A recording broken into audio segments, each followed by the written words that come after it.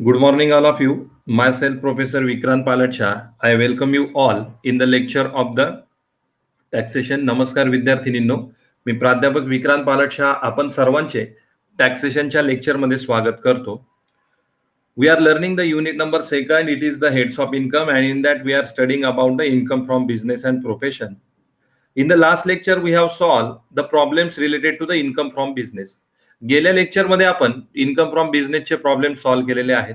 Now today we are going to solve the problem related to the income from profession. आणि आजच्या lecture मध्ये आपण income from प्रोफेशनचा problem solve करणार आहोत. Okay, so now you can see the problem on your screen. तुम्ही तुमच्या स्क्रीनवर प्रॉब्लेम बघू शकतात. Everyone is able to see the PPT. प्रत्येकाला पीपीटी दिसते? Okay, now I first of all read this problem and then we'll explain to you and then we'll solve this. How to identify, first of all, how to identify the problem is related to the business or problem is related to the profession. सर्वप्रथम कशा प्रकारे ओळखायचं की problem हा बिझनेसच्या संदर्भात आहे की प्रॉब्लेम हा इन प्रोफेशनच्या संदर्भात आहे. That I have already told in the theory lecture. हे मी ऑलरेडी तुम्हाला थिअरी लेक्चर मध्ये सांगितलं होतं. If profit and loss account is given at that time, it is income from business. ज्या वेळेस आपल्याला प्रॉब्लेम मध्ये P&L अकाउंट दिलेला असेल त्यावेळेस तो प्रॉब्लेम कशाशी निगडित असणार आहे? Income from business. And if in the problem receipt and payment account is given at that time, it is related to the profession. आणि जर प्रॉब्लेम मध्ये आपल्याला रिसीट अँड पेमेंट अकाउंट दिलेला असेल तर तो प्रॉब्लेम कशाशी निगडित असणार आहे? Income from profession. Okay. Now in this problem what is mentioned there? The following is the receipt and payment account of a medical practitioner for the year ending 31st March 2021. या ठिकाणी medical प्रॅक्टिशनरचं आपल्याला receipt and payment account दिलेलं आहे 31 March 2021 रोजीचं. Means what? It is the income from profession. हे काय आहे? Income from profession आहे. Okay, receipt and payment account दिलंय म्हणजेच income from profession. Now what is mention there? आता यामध्ये काय दिलंय ते समजून घेऊ. First of all, receipts. Under the receipt side, mean debit side, what is given? To balance brought down, that is the opening balance, 1,10,000. Then to visiting fees, 2,55,000. Then to consultation fees, 2,75,000. To sales of medicines, 1,25,000. To sale of old equipment at book value, it is 8,000. To operation theater rent, 1,15,000. To interest and dividend, 20,000. Okay. These are the receipts. Then payments. Under the payment side, what is mentioned there? By clinic rent, 2,20,000. By staff salaries, 1,80,000. By electricity and water, 9,000. By medical books, 4,000. By purchase of medicines, 80,000. By motor car expenses, 60,000. By audit fees, 20,000. By staff welfare expenses, 8,000. By entertainment expenses, 6,000. By surgical equipment, 1,30,000. And last one, by balance carried down, that is the closing balance, it is 1,91,000. And therefore this account tallied for both the sides, 9,08,000. Okay. And then under the other information, what is mentioned there? Number 1, depreciation as per income tax rules on motor car for professional use is 6,000. या ठिकाणी motor कारवर depreciation दिलेला आहे की ज्या motor कारचा वापर हा प्रोफेशनल यूज साठी झालेला आहे. प्रोफेशनल यूज साठी झालेला आहे त्यासाठी डेप्रिसिएशन जे दिलेलं आहे ते आहे 6,000. Okay. Then next, number 2, 1/3 of motor car expenses relate to his personal use. म्हणजे जे काही मोटर कार आहे त्याच्याशी निगडीत जे एक्सपेन्सेस असतील त्यापैकी 1/3 हे कशासाठी आहेत? पर्सनल यूज साठी. आणि मग 2/3 हे कशासाठी असतील? प्रोफेशनल यूज साठी. हे लक्षात घ्यायचंय व्यवस्थित. ज्यावेळेस आपण त्याची ट्रीटमेंट करू तर त्यापैकी 1/3 हे पर्सनल असतील आणि 2/3 हे प्रोफेशनल असतील. Okay. Now next, number 3, the rate of depreciation on surgical equipment is 15%. The WDV means what? A written down value of equipment brought forward from earlier year was rupees 23,000. या ठिकाणी डेप्रिसिएशनचा rate कशावरचा? Surgical इक्विपमेंटचा. किती दिलाय आपल्याला? 15%. आणि अजून एक माहिती त्या ठिकाणी दिलेली आहे आपल्याला, supporting information. The return down value of this surgical equipment that was brought forward from the earlier year, means from previous year, it is 23,000. मागच्या वर्षाची जी रिटर्न डाऊन व्हॅल्यू आहे, जी कॅरी फॉरवर्ड करण्यात आलेली आहे, ब्रॉड फॉरवर्ड करण्यात आलेली आहे, ती किती आहे? 23,000. Okay. And last one, audit fees include income tax appeal expenses ₹5,000. Audit fees मध्ये इन्कम टॅक्स अपील एक्सपेन्सेस समाविष्ट आहे 5,000 रुपयाचे.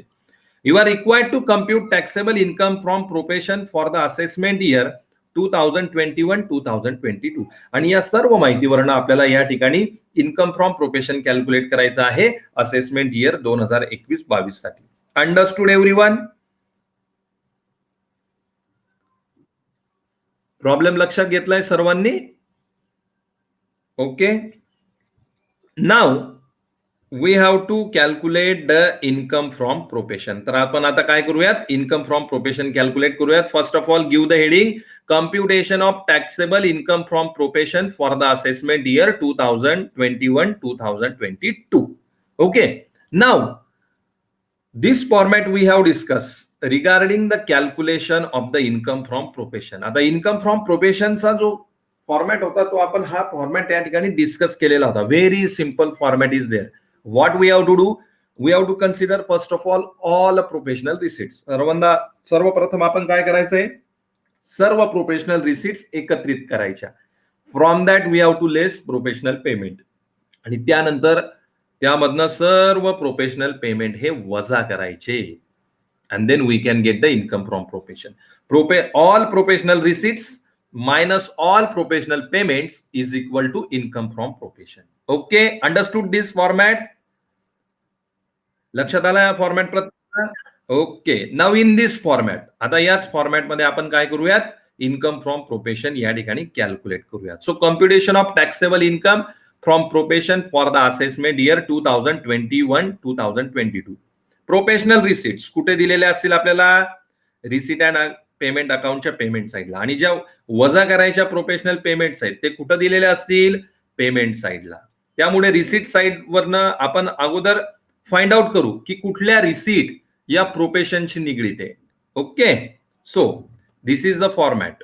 या फॉर्मॅट आपल्याला प्रॉब्लेम सॉल्व्ह करायचा आहे. Particulars and 2 columns for amount. पहिल्यांदा आपण काय फाइंड आउट करणार? Professional receipt. Now look at the receipt side. Now here this receipt and payment account related to whom? Medical practitioner, means doctor. आता हे receipt and payment account कुणाचं आहे? Medical practitioner म्हणजे कुणाचं? डॉक्टरचं आहे. ओके. सो टू बॅलन्स आता receipt साइडला आपण बघूयात. अशा रिसिट्स आपण कन्सिडर करणार की ज्या मेडिकल म्हणजे मेडिकल प्रोफेशनशी निगडीत आहेत त्याच. Okay. So first of all balance brought down. Opening balance हा कन्सिडर होत नाही आणि क्लोजिंग बॅलन्स सुद्धा कन्सिडर होत नाही. Now next visiting fees. आता या ठिकाणी हे अकाउंट कोणाचं आहे? मेडिकल प्रॅक्टिशनर म्हणजे डॉक्टरचं. म्हणजे ज्यावेळेस डॉक्टर व्हिजिट करतात पेशंटच्या घरी किंवा हॉस्पिटलमध्ये त्याच्या व्हिजिटिंग फीज त्यांना मिळालेला आहे. मग या त्यांच्या प्रोफेशनलशी निगडीत असतील की नसतील? Yes or no? Visiting fees are totally professional receipt. या सर्व काय असणार आहेत? संपूर्णतः प्रोफेशनल रिसीट असणार आहे. Therefore first of all write down visiting fees 2,55,000, 2,55,000. Okay. That is professional receipt. The next consultation fees. What is that? Consultation fees. Okay. It is 2,75,000. When doctor is consulting with the patient, at that time doctor is charging this amount. It is called as the consultation fees. ज्यावेळेस patient बरोबर consultation होतं डॉक्टरांचं, म्हणजे काही सल्ला देतात पेशंटला doctor, त्याच्या मोबदल्यात त्यांना या फीज मिळत असतात. So is it related to the medical profession? Yes or no? Fully related to the profession. That's why this is also professional receipt. So mention it. Consultation fees 2,75,000. Now next one. Sale of medicines 1,25,000. Selling of medicines to the patient. Patient ला विकलेल्या medicines. Is it related to this profession or not? Related. जे काही औषधी त्या पेशंटला दिल्यात म्हणजेच काय, मेडिकल प्रोफेशनशी निगडीत आहे. That's why this is also professional receipt. So therefore sale of medicines 1,25,000, 1,25,000. Okay. Now next, sale of old equipment at book value. जे ओल्ड इक्विपमेंट होते ते बुक व्हॅल्यूने विकले. This is not a professional receipt. कुठल्याही प्रकारचे sale हे professional receipt नसेल. कशाचं? असेट. आता इक्विपमेंट काय आहे? Surgical equipment. हे काय आहे? असेट आहे. त्यामुळे असेटची सेल आणि असेटच्या परचेस या प्रोफेशनल रिसीट सुद्धा नसतील आणि प्रोफेशनल पेमेंट सुद्धा नसतील. त्यामुळे sale of old equipment at book value, this is not the professional receipt. Okay. याचा उपयोग आपल्याला केव्हा होणार आहे? ज्यावेळेस आपण डेप्रेसिएशन कॅल्क्युलेट करणार आहोत सर्जिकल इक्विपमेंटवर, त्यावेळेस आपल्याला या अमाऊंटचा त्या ठिकाणी युटिलायझेशन करावं लागेल. ते आपण त्यावेळेस बघूयात. Then operation theatre rent 1,15,000. डॉक्टरचं ऑपरेशन थिएटर आहे, रेंट आहे, आणि ते त्याने दुसऱ्या कुणा डॉक्टरला रेंटवर दिलेलं असेल. So is it related to the profession? Yes or no? It is. Why no? Operation theatre rent म्हणजे डॉक्टरचं स्वतःचं ऑपरेशन थिएटर आहे, त्यांनी ते दुसऱ्या कुणाला रेंटवर दिलं आणि त्या ठिकाणी मेडिकल प्रॅक्टिसेस चाललेल्या असतील, मग प्रोफेशनल इन्कम होणार नाही ते? That is the professional income. ते प्रोफेशनल इन्कम असेल, कारण की इतर डॉक्टरांकडे ऑपरेशन थिएटर उपलब्ध नाही म्हणून त्याने या डॉक्टरकडनं ते थिएटर रेंटने घेतलं, म्हणून that is the professional receipt. Okay. की कुणाचा मायक्रोफोन ऑन असेल त्यांनी मायक्रोफोन कृपया बंद करा. So the operation theatre rent, it is a professional receipt. या ठिकाणी ऑपरेशन थिएटर रेंट ही प्रोफेशनल रिसीट आहे. So mention it. Operation theatre rent 1,15,000. Okay. And the last one, interest and dividend. Interest and dividend, त्यांना काही interest मिळाला, त्यांना काही dividend मिळालं, तो त्यांच्या वैयक्तिक इन्व्हेस्टमेंटवर मिळाला असेल, that is not related to the profession. Therefore it is not a professional receipt. त्यामुळे इंटरेस्ट अँड डिव्हिडंड ही प्रोफेशनल रिसीट नाही. So therefore only these four are the professional receipt: visiting fees, consultation fees, sale of medicines, and operation theater rent. Take down the total. If you take down the total of all these four, the total is 7,70,000. या चारांची total तुम्ही घेतली तर total मिळणार आहे 7,70,000. Is it correct? बरोबर आहे की total? Kindly. Okay. So in this way we got the professional receipts. अशा प्रकारे आपल्याला प्रोफेशनल रिसीट्स मिळालेले आहेत. From that now we have to deduct professional payment. Yes, yes. 7 lakh. Is it this total is wrong? Kindly tell me, students. Total बरोबर आहे की चुकीची आहे? सांगा कृपया. सर्वांनी टोटल करून बघायची आहे.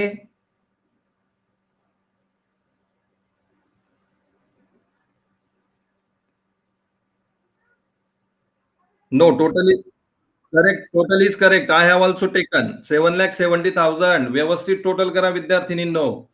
Okay. So now we got the professional receipt. From that now we have to deduct the professional payment. यामधनं आपण आता प्रोफेशनल पेमेंट वजा करूयात. Payments are given under the payment side. त्यामधनं आपण बघू की कुठले प्रोफेशनशी निगडीत आहेत. Now payment. First of all clinic rent, म्हणजे त्यांचं जे क्लिनिक आहे त्याचा रेंट त्यांनी पे केला. म्हणजे ते क्लिनिकमध्ये काय त्यांच्या मेडिकल प्रॅक्टिसेस चालू आहे, ते क्लिनिक त्यांनी रेंटवर घेतलंय आणि रेंट त्यांनी पे केला, म्हणजेच काय असणार आहे? That is the professional payment. So therefore clinic rent it is 2,20,000, 2,20,000. Okay. Now next, staff salaries 1,80,000. आता त्यांच्या जो स्टाफ असेल, म्हणजे त्या ठिकाणी काही नर्सेस असतील, काही कंपाऊंडर्स असतील किंवा काही मेडिकल स्टाफ असेल, त्यांना ज्या सॅलरी त्यांनी पे केलेल्या आहे, that is also what? That is also the professional payment. So therefore staff salaries 1,80,000, 1,80,000. Then next, electricity and water charges 9,000. त्यांच्या हॉस्पिटलसाठी लागणाऱ्या, क्लिनिकसाठी लागणारा इलेक्ट्रिसिटीचा खर्च, water charges, that is also related to the profession. कारण की ते कशाही संदर्भात आहे, हॉस्पिटलच्या संदर्भात आहे, क्लिनिकच्या संदर्भात आहे. That's why that is also the professional payment. Okay, so therefore electricity and water 9,000. Okay, the next medical books 4,000. Medical books त्यांनी परचेस केलेले आहेत. That is also related to the profession. That's why that is the professional payment. So medical medical books 4,000. Okay, now next one, purchase of medicines 80,000. Medicines म्हणजे औषधींची त्यांनी खरेदी केलेली आहे आणि मग या औषधी त्यांनी कोणासाठी यूज केल्या आहेत, पेशंटसाठी यूज केल्या आहेत. That's why that is also related to the profession. So that's why that is professional payment. So purchase of medicines 80,000, 80,000. Now next motor car expenses 60,000. या ठिकाणी मोटर कार एक्सपेन्सेस दिलेले आहेत 60,000 आणि या ठिकाणी एक ऍडजस्टमेंट आहे. What is that? Number second, दुसरी ऍडजस्टमेंट आपण बघूयात. काय ते adjustment? 1/3 of motor car expenses relate to his personal use. आता जे काही मोटर कार एक्सपेन्सेस आहेत त्या मोटर कार एक्सपेन्सेस पैकी 1/3 हे पर्सनल यूज साठी आहे आणि उर्वरित 2/3 हे काय असतील, प्रोफेशनल यूज साठी असतील. म्हणजे 1/3 हे पर्सनल पेमेंट आणि 2/3 हे प्रोफेशनल पेमेंट. त्यामुळे 60,000 चे 2/3 जे असतील that is the professional payment. So therefore motor car expenses professional payment 2/3 means 2/3 into 60,000. किती मिळाली आपल्याला amount? 40,000. 40,000 motor car expenses that is the professional payment. The next audit fees 20,000 आणि त्यावरती एक ऍडजस्टमेंट आपल्याला दिली आहे.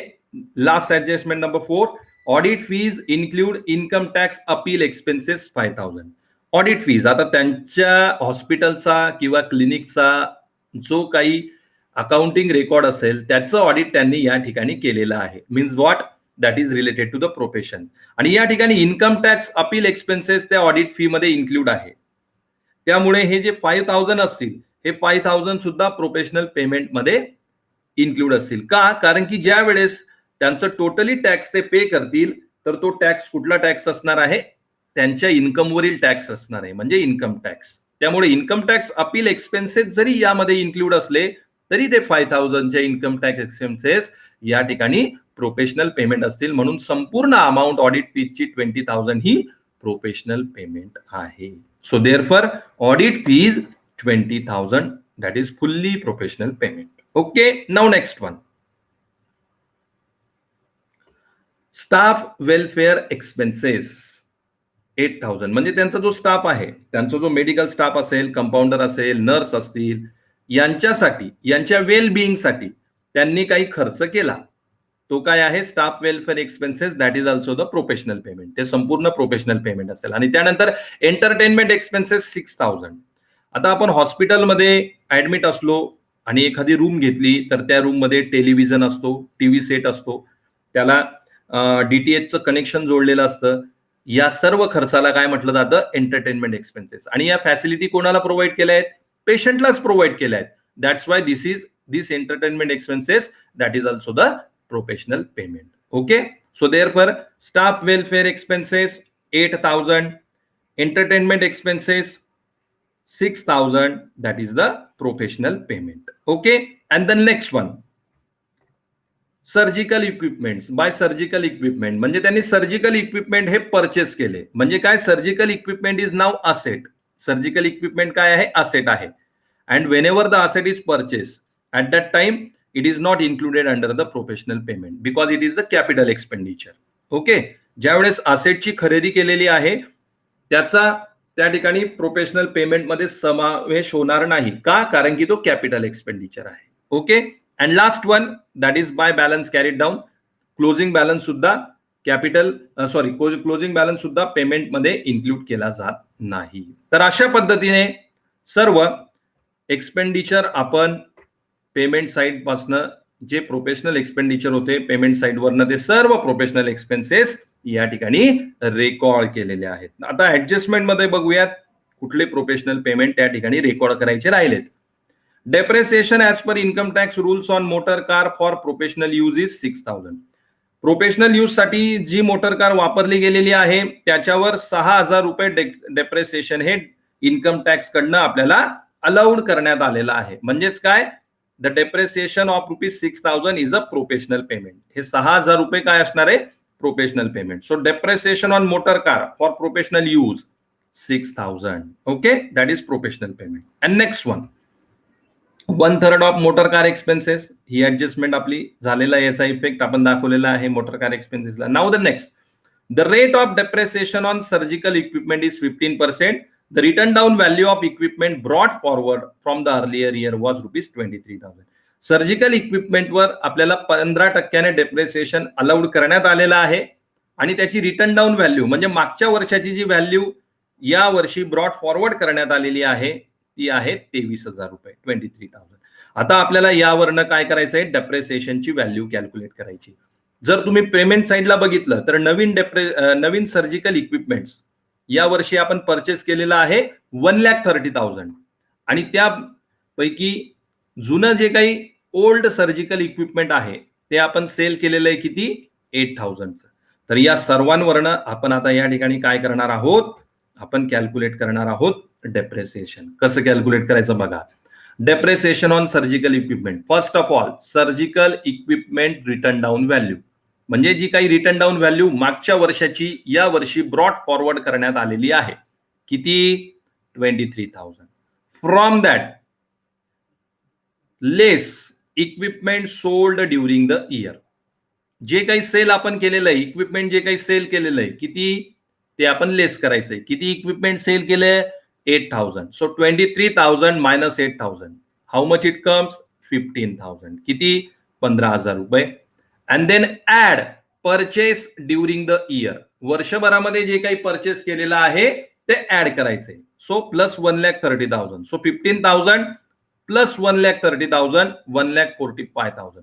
And therefore balance as on 1 April 2021, 2021 या ठिकाणी डेट चुकले पण ती आहे 2021. बॅलन्स ऑन 1 एप्रिल 2021 किती बॅलन्स झाला मग आपल्या हातामध्ये, टोटल व्हॅल्यू किती झाली सर्जिकल इक्विपमेंटची, 1,45,000, 1,45,000. Therefore depreciation at the rate 15% on balance ₹1,45,000, it comes to ₹21,750. त्यामुळे डेप्रेसिएशन किती मिळालं आपल्याला, 21,750. Understood everyone how we calculated this amount of depreciation? समजलं प्रत्येकाला? Everyone understood this amount of depreciation we have calculated? Kindly tell me in the yes or no.